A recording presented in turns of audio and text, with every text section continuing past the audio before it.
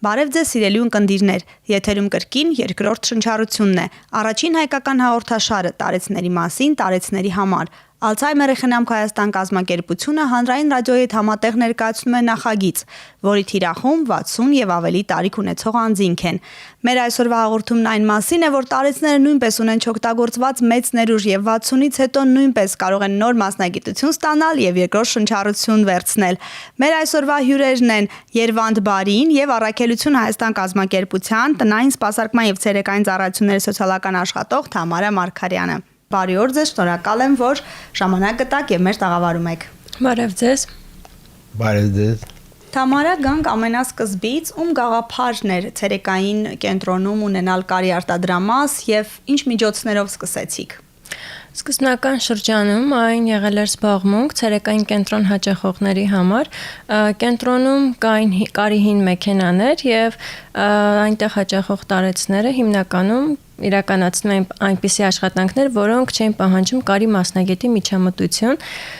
Եվ տեսնելով տարեցների հետաքրքրվածությունը կարի աշխատանքներում սոցիալական աշխատողի եւ կամավորի նախաձեռնողականությամբ այն վերահացվում խմբակի եւ 2018 թվականին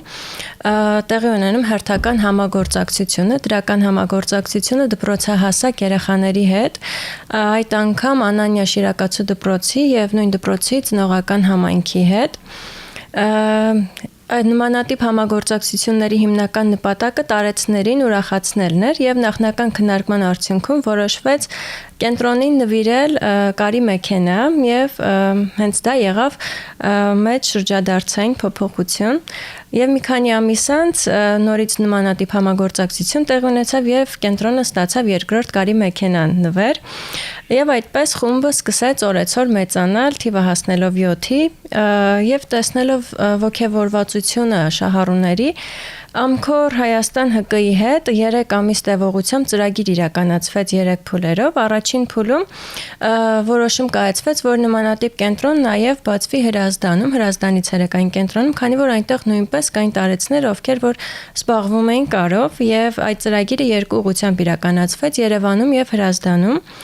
Առաջին փուլում միայն նոր-նորքի ցերեկային կենտրոնից մասնակցում էին 50 շահառուներ եւ նրանք ստացան կարի մասին բազային գիտելիք Երկրորդ փուլում հետաքրքրվողները ընդգրկվեցին խմբակներում եւ սկսեցին մասնակցել արդեն կարի աշխատանքներին։ Իսկ ծրագրի վերջնական արդյունքը այն եղավ, որ կենտրոնը համալրվեց տպագրական սարքերով, կարի համար նախատեսված պրոֆեսիոնալ սարքերով, կտրող սարքերով, ինչպես նաեւ տպագրական սարքեր, որոնց միջոցով հնարավոր եղավ տպագրություն անել շապիկների վրա, բաժակների վրա, գլխարկների վրա, եւ այդպես հետաքրքրվողները ընդգրկվեցին խմբակներում։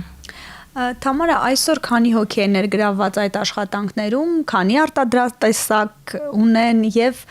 ինչ ծրագրեր ունեն ապագայի։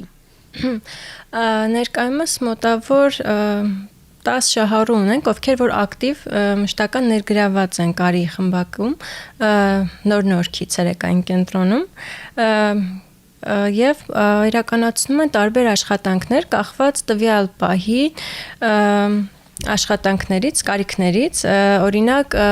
վերջերս մենք մեծ համագործակցություն ունեցանք ակտիվ կազմակերպության հետ, մասնակցեցինք մրցույթին, շահեցինք մեծ պատվեր եւ կարճ ժամանակահատվածում կարողացանք գոհացնել պատվիրատուին, այսինքն արձագանքները դրական էին շատ։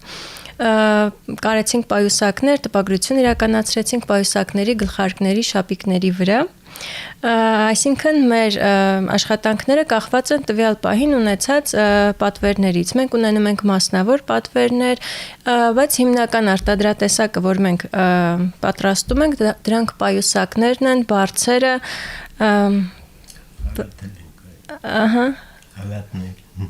խալաթներ են կարում, գոգնոցներ, հիմնականում որ անդադ զբաղված են դրանք սարքելով։ Անդրադառնանք անունին կարի արտադրամասի։ Ինչու հենց բարի Քանի որ կարի լաբի ստեղծման աշխատանքներում ամենաակտիվ ներդրումը ու ամենամեծ ներդրումը ունեցավ Երվանդը, ով ամենաշատն էր հետաքրքրված աշխատանքներով, որոշվեց, որ իր անունը նույնպես օգտագործվի անվանման մեջ եւ հենց այդպես կոչվեց Բարի Կարի լաբ։ Կարող ենք խոսքը փոխանցել Երվանդին, հենց ինքն էլ ասի։ Ինչու հենց Բարի։ Ես չգիտեմ ինչու բարի, բայց ժողովուրդ ընտրեց, մեր այդ աշխատողները, ղեկավարները ընտրեցին, որ պետք է լինի Բարի Կարի լաբ։ Իրանք դրանց անուն դրեցին Բարի լաբ։ Երվանդ կներեք որ ընդհատում, կարող ենք ասել, որ ձեր ազգանունը, որ դուք Բարի եք սարքել, հենց դրա համար, այդպես ասեք, որ ճիշտ ընկալվի։ Իմ ազգանունն էլ Բարի է, դարձրել եմ Բարի։ Առաջ ես Պետրոսյան Երվանդ եմ եղել, դիմում տվեցին նախարարություն իրենք ասեցին ազգանունը փոխեք Բարի։ Ուտեն դարձավ Բարի Երվանդ։ Այսինքն հետո ես բանաստեղծություններ եմ գրում, բան այդ իմ գրական անունն է։ Այդ անունն էլ որից առաջ եկավ, ես հիվանդանոցում 13 տարի պարկել եմ, էլի, հոգեբանական հիվանդանոց։ Այնտեղ բոլորին օգնում էի, ում դժվարություն կար, ում ասենք թե մինեղներ են գնում, ես էի օգնում, էլի, բոլորին իրանք էլ գիտեին, որ ես բանաստեղծություն էի գրում, իրանք ասացին, չէ, սրանից հետո դու Երվանդ Բարին ես։ Դե մնաց անունս Երվանդ Բարի, իրանք ասին, հետո որ դուրս եկա ու ազգանունս փոխեց դառավ Երվանդ Բարի։ Երվանդ, ինչով եք զբաղվում մինչև Առաքելություն Հայաստան գալը եւ Կարի արտադրամասի աշխատանքներում ներգրավելը։ Մասնագիտությամբ ով եք, ինչ եք աշխատել։ Մասնագիտությամբ ինչ էլ շինարար եմ եղել, հետո գործարանում աշխատել եմ, ավտոդողի գործարանում, ստանոքների վրա էլ։ Դրանից հետո որ արդեն դուրս է գրվել հիվանդանոցից, մի հատ ընկեր ունի, տարիքով մարդ էր, 70, ինքն էլ այդ բարեգործական բանից օգտվում էր, հիմնարկությունից։ Ինձ ասա, իր հետ գնում ենք աշխատում էինք, հողամաս ենք մշակում, բան, ասավարի գնանք մեր մոտ, ժամանակ կանցկացնենք, շախմատ կխաղանք, ընդ գրական խմբակա, բան, միասին դու էլ կմասնակցես, ասել լավ, համաձայն եմ, ու գնացինք իր հետ եկա, այնտեղ շախմատ էինք խաղում, բան էինք այդ խմբակներին էինք մասնակցում, էլի, վերջում մեկ էլ արդեն բերեցին, այդ կարի մեքենաները սկսեցին աշխատացնել, ես էլ սիրում եմ, էլի, քանդել, սարքել, ասենք մի բան, ինչ փչանում էր այդ մեքենան, ես էի սարքում բանանը, հետո բերեց եկավ մեզ Մարգարիտ անունով մի քույրիկ եկավ, ինքը մեզ սովորած, մեր ասում է կարելի ձևերը սենց, հետո բացեցել իրանք իրան ստանը խմբակ էին կազմակերպել կարի ուսուցմանել, ինձ էլ կանչեցին, այնտեղ բացատրեցին բան, հետո սովորացրին էլ կարելի, ու սկսեցի ես էլ կարել։ Երվանդ, այդ ժամանակ քանի տարեկան էիք եւ ինչ փոխեց այս նոր մասնագիտությունը ձեր կյանքում։ Այն ժամանակ երևի 63-64 տարեկան էի, էլի։ Բացեցել ես աշխատել շատ եմ սիրում, չեմ ուզում, ոնց որ նստում եմ, մենակ չեմ կարող մի բան, պիտի մի բան զբաղվում, որ միտքս ցավալու էլի, համել ինձ ավելի ուրախ եմ զգում, որ աշխատում եմ, որ չեմ մտածում մի բան ոնց որ պակաս լինի, էլի։ Ինչ փոխվեց ձեր կյանքում։ Ինչ փոխվեց։ Դե ես արդեն զգացի, որ կարող եմ աշխատել, կարող եմ մեկին օգուտ տալ եւ ինձ օգուտ տալ։ Հասկանում եք։ Ես ուրիշներին նման չի, որ ասում քիչ մի բան անում, չեմ կարես, չեմ ուղղեց, ասացի պիտի անպայման սովորեմ, կարեմ, ինձ էլ օգուտ կտամ մեր ժողովրդին էլ։ Ես գիտեմ նաև, որ դուք այ պատկառելի տարիքում 63-ից հետո որոշել եք նորից դասընթացների գնալ, ավելի հմտանալ, մոդելավորում սովորել, դժվար չէ նման որոշում կայացնելը եւ խորանալ ընտրած մասնագիտության մեջ։ Չէ, չգիտեմ։ Իմ համար դժվար չէ, չեմ կարող ուրիշը մտածում է դժվար է, դրա համար չփորձում։ Դա կարելի է փորձենք կստացվել, ու ստացվել, փառքած։ Հիմա ինչ եք անում, ինչ գործողություններ եք անում, այսինքն միայն չեք կարում։ Հայս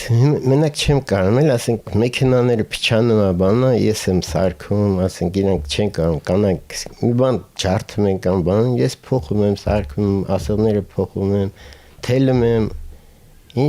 Հետո ասենք թե յուղելապետ յուղում եմ մեքենաները։ Մի բան ինչ լինում է ինձ Երևան դեսի ոնց,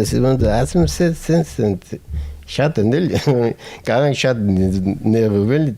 այդ կողմով էլի, անտատեսի փչատավես էսեն, այս ժամանակ չմենու կարել է շատ դանգան։ Իսկ քանի անուն ապրանքատեսակ եք արտադրում, եթե թվարկելու լինենք, եկեք հիշենք ամենապարզերից սկսեցիք եւ այսօր արդեն քնապարկերին եք հասել, եկեք թվարկենք, եկեք հիշենք, քանի անուն ապրանքատեսակ եք ստեղծում։ Անկողմային պարագաներ են կարում, հիմա ես էդի կարում եմ էլի, մի քանի օրից հետո կպրտնեմ, հետո բարձրացնել մանից։ Օրինակ վերջերս պատվեր ունեցան քնապարկեր կարելու, նույնպես Երևանը մոդելավորում արեց։ Համար քնապարկեր կարեցինք, բացեցել մի անգամ էլ գլխարկներին կարել բանակի զինվորների համար։ Առաջ բարձրի երես էին կարում, բարձր էին կարում, հետո գոգնոսներ, հետո սկսեցինք խալատներից հետո արդեն անկողնային պարագաներ, հիմա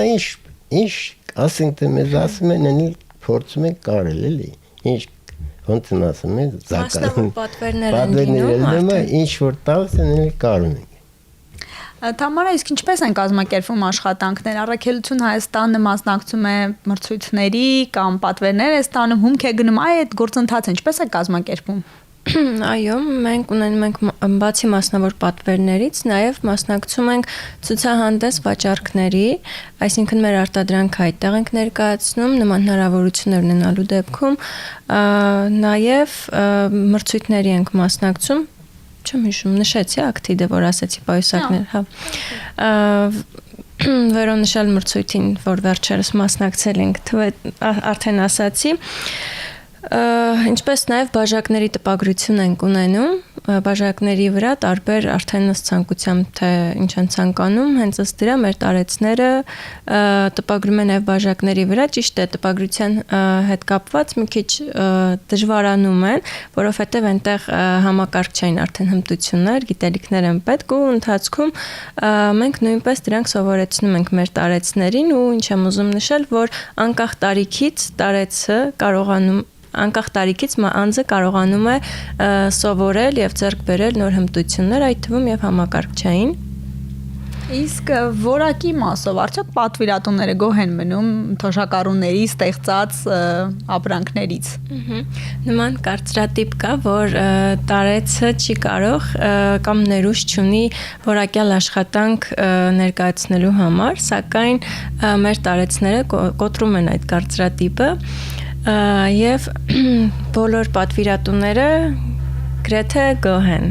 եւ արձագանքները միշտ դրական են եղել, այսինքն եւ որակով են եղել եւ գեղեցիկ։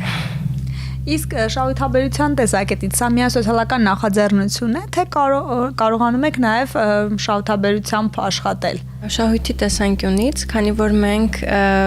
նոր ենք սկսել աշխատանքները, նման մեծածավալ աշխատանքները, մենք եկած շահույթից առանձնացնում ենք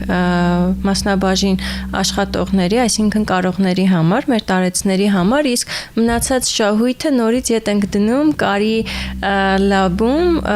որպեսզի կարողանանք հետագայում նորից նոր պատվերներ ընդունել, այսինքն դեռևս շրջափուլում ենք այն, մինչև ակտիվանանք ու ինձ թվում է դեռ ճանապարհ կա հասնելու մեջ շահույթների։ Իսկ ընդհանուր առմամբ Հրազդանի եւ Նոր-Նորքի կենտրոններում, կարի արտադրամասերում, քանի տարեց անձ է ներգրաված եւ տարիքային խումբը բոլորն են 60 եւ ավելի տարեկան։ Մեր Առաքելություն Հայաստան ցերեկային կենտրոնում ընդգրկվում են տարեց կամ հաշմանդամություն ունեցող անձինք, կարի աշխատանքներում Նոր-Նորքում հիմնականում տարեցներն են, այս պահին մոտավոր 10 շահառու ունենք, ովքեր որ ակտիվ ներգրաված են աշխատանքներում։ Հրազդանի ցերեկային կենտրոնը նույնպես ակտիվ է, այնտեղ նույնպես կարող տարեցները շատ են, եւ Հրազդանի ցերեկային կենտրոնը նաեւ վերջերս պատրաստել էր իրենց բարիկարի լաբում պատրաստել էին տոնածառի համար խաղալիքներ, նաեւ ձեռքի աշխատանքներ են շատ ներկայացնում, այսինքն չենք սահմանափակվում միայն տվյալ պահին մեր արտադրատեսակները ներկայացնելով, այլ անընդհատ փորձում ենք նորամուծություններ մտցնել մեր աշխատանքներում։ Իսկ խոշոր պատվերների դեպքում մեծականակ քանի հոգի ընդհանուր առմամբ ներգրաված լինում աշխատանքներում որպես օգնող ուժ, այսպես ասած։ Քանի որ մեր ցերեկային կենտրոնը մեծ է, իսկ այն տարեցները, ովքեր որ կարել չգիտեն, սակայն ցանկանում են մասնակցել, օգնել, ակտիվացնել խմբակը, նրանք նույնպես ներգրավում են, երբ որ մեծականակ պատվերներ են ունենում, եւ այդ դեպքում կախված այն բանից, թե ով ինչ կարող է անել, ըստ դրա աշխատանքի բաժանում է իրականացվում եւ կարողանում ենք հասցնել իրականացնել բոլոր պատվերները ներկայացված ժամանակահատվածում։ Երվանդ, եւ մի հարց ձեզ, ինչ խորհուրդ կտաք այն մարդկանց, ովքեր 60 եւ ավելի տարեկան են, արդեն թոշակի են անցել, ձգտում են ինչ-որ մի նոր մասնագիտություն ձեռք բերել, բայց տարիքի բերումով կամ կարծրատիպերից ելնելով ռիսկի չեն դիմում։ Ինչ կարող եք խորհուրդ տալ ձեր օրինակից ելնելով։ Որտեսն է, որ եթե մի բան կամենում են սրտանց, այսինքն եթե ցանկանում են, իրենց մոտ ցանկություն կա, որպեսզի մի գործ անեն, պետք է փորձեն եւ անեն։ Չի ստացվի ոչինչ, կստացվի ավելի փառկած։ Միայն ցանկությունն է պետք ամենակարևորը։ Որ ինչ որ մի բան ինքը ցանկանում է կատարել, թող կատարի։ Իսկ տարիքը սահմանափակում չէ։ Չգիտեմ, տարիքը սահմանափակում չի, մարդու առողջությունն է սահմանափակում։ Եթե ինքը ոնց ասում են, ձերքի ոտքի վրա կարանը, եթե հիվանդ է, եթե արդեն հիվանդություն չի թողել, որ ինքան։ Թամարա ջան, իսկ ինչ ապագայի պլաններ ունեք, արդյոք կան ծրագրեր, ունեք որևէ օգնության կարիք, որ կարող եք այսօր օգտվելով առիթից դիմել կազմակերպությունների, գուցե նոր գործընկերներ գտնել կամ հովանավորներ։ Մենք փոքր, բայց հաստատուն քայլերով գնում ենք առաջ, համագործակցում ենք մասնավոր սեկտորի հետ, փորձում ենք մուտք գործել մեծ շուկա։ Արդեն նշեցի, որ մասնակցում ենք ցուցահանդես վաճառքների եւ այո, ցանկանում ենք հասնել մեծ բարձունքների, որ Բարիկարի լաբը որպես սոցիալական ձեռներեցություն ճանաչում ունենա Հայաստանում եւ որ ամենակարևորն է մարդիկ տեղեկանան, որ այդ խմբակում, այդ Բարիկարի լաբում ներգրաված են տարեցները եւ հենց տարեցներն են իրականացնում այդ պատվերները, իսկ ներկայացված արտադրանքը շատ որակյալ է։ Այսինքն մրցունակ է շուկայում։ Այո։ Շնորհակալություն հետաքրքիր զրույցի համար, շատ մոտիվացնող էր ձեր օրինակը, ձեր հաջողության պատմությունը։ Շնորհակալություն, ես նաև նշեմ, որ մենք ունենք Facebook-յան էջ, որտեղ բարբերաբար նյութեր ենք տեղադրում մեր տարեցների կողմից իրականացվող աշխատանքների մասին։ Շնորհակալություն։ Հուսանք Իսկ կարելի իմ գրած բանասությունը իհարկե կարելի է։ Ինչ բան է կյանքը։ Հաճախ են մարդիկ հարց տալիս իրար, ինչ բան է կյանքը, դավեհությունն ընդդեմ նենգության, դավարությունն ընդդեմ չարիքի, ճշմարտությունն ընդդեմ խաբկանքի։ Հրեղ են ուրևորի ճայթունի փալատակումից, որոտի ծնբոց չարնակամայից բացականչում է մեղակեստերին։ Դա թթվանքն է անմեղ մանուկի, որ լսելով սիրելի մայրը կրծքին է սեղմում մանգին իր բալին։ Խոսիր, իմանուր, դայլալիր քնքույց, ձայնով քո մեղմիկ լցրու անդուր չկնաղ մեր կյանքի։ Խոսքով քո ազնիվ, քնքուշը բարի, աշխարհի վրա երջանկությունը թող թագավորի։ Թող այդպես լինի։ Շնորհակալություն այս բարի, այս ուրախ նոտայով ավարտենք հաղորդումը։ Շնորհակալություն հրավերն ընդունելու համար։ Ձեզ նույնպես շնորհակալություն հրավիրելու համար։ Ակտիվ եղեք, լսեք մեզ Facebook-յան մեր էջում մեկնաբանությունների դաշտում գրեք ձեզ ուզող հարցերի մասին։ Հուսանք, որ Երվանդի օրինակը վարակիչ կլինի եւ 60-ից հետո էլ մարդիկ կփորձեն նոր մասնագիտություն ստանալ եւ գնալ իրենց երազանքի հետևից։ Հիշեցնեմ, Ալցհեյմերը խնամք Հայաստան կազմակերպությունը հանրային ռադիոյի հետ համատեղ ներկայացնում է ծրագիր, որի թիրախում 60 եւ ավելի տարիք ունեցող անձինք են։ Առողջ եւ ակտիվ կյանք են մաղթում։